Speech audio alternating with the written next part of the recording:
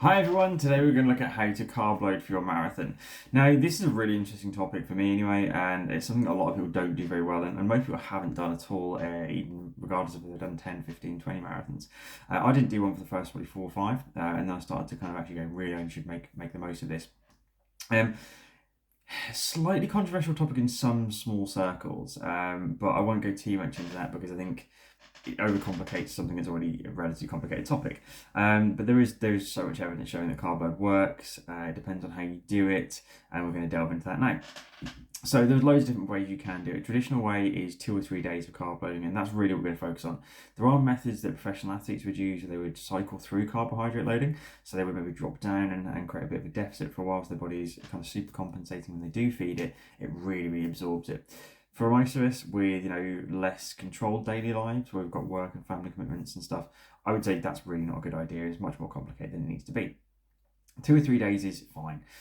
Depends on how much your stomach can take realistically. So I tend to go with a 2 day carb load, sorry, and I just like to get into it. I can eat quite a lot, so it's no problem eating the kind of upper end of carbs for me per day. But I used to do 3 day when I first started off and kind of build into it a little more gradually. So if you're doing a 2 day carb load like I do, then you want to go for around about 8 to 12 grams of carbohydrate per kilogram of body weight per day. Now that is a lot of food. So we're going to delve into it in a moment on kind of what you can do and how you can make that easy and what food to go for. But if you're doing this is your first time doing a carb load, I would say go firstly on the lower end of that if you're doing 2 days, but I would probably lean towards a 3 day carb load instead, just to settle the stomach. And again, it does depend on how kind of bulletproof your stomach is. So if you're doing a 3 day carb load, you want to look at around about 6 to 8 grams of carbohydrate per kilogram of body weight per day, making it much more attainable. Also, I'd say if you're a heavier runner, that would also be a really good way to do things, just to make sure it's a little bit easy, because otherwise it's a lot of food to eat. I'm only 62 kilos generally coming into a race, and I'm eating around about 800 grams or 700, 800 grams of carbohydrate per day, which is a lot, basically to go through. I think that's correct. I've got it worked out. I don't need the numbers while I work out first.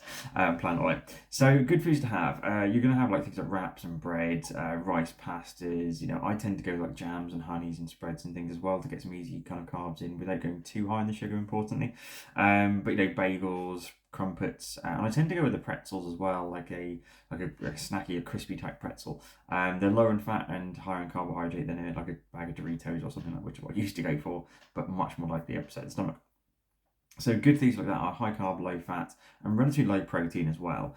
So we want to delve into that now as well. So basically, you want to make sure that you don't go too high in protein. So you don't need a lot of meats or fish or kind of higher protein foods on these carb load days, because you're going to be eating so much food, you're going to be getting that protein. Now, it's not the healthiest thing to do. Obviously, I wouldn't recommend this very often, but using it before your race like that can be a really good thing for your big marathon.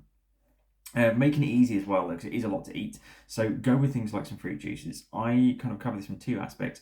Fruit juice makes things really easy, and also in terms of like sort of other options people would have, like flat Coke, that's gonna still fill you up a little more. Obviously, it's got the caffeine, which might make you not sleep so well, and also you're going to be getting nothing else from it. Whereas if you have some fruit juices, you're going to be getting, say, orange juice and vitamin C, which when you're about to put your body through an immense task like a marathon, boosting your immunity or maintaining your immunity is a really good idea.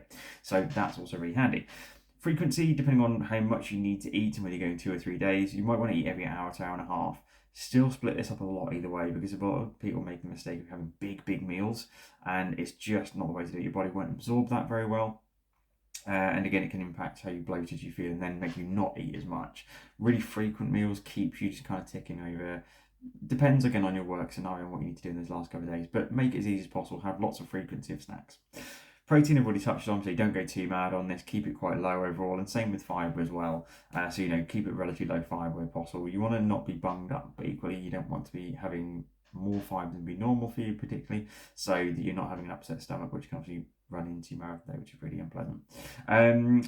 Two quick tips then. Try carb load 1 day before one of your longer runs in the final few weeks.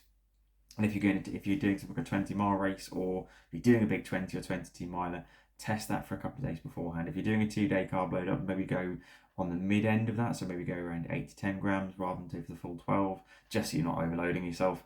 But you can also do that. You can go up to the full amount, which is what I would do nowadays, having built up into that amount. But if you're doing your first ever carb load and you're going to do a 3-day carb load, just do it for 2 instead. Try that out, so the Friday, Saturday, and then run long one on the Sunday in training. Basically, make sure you've tried these things out as ever. Don't try anything on race day you haven't done it in training. So that's the main thing, really. Have a good carb load, 6 to 8 grams per day for 3 days, or 2 days at 8 to 12 grams per day. Build into these over the course of a couple of marathons. Don't go crazy, but that big bottle of pasta the night before marathon is not anywhere near enough. Anyone tells you it is, they didn't know what they're talking about, so don't listen to them. Have a good one, guys. Have a great marathon. I'll see you soon.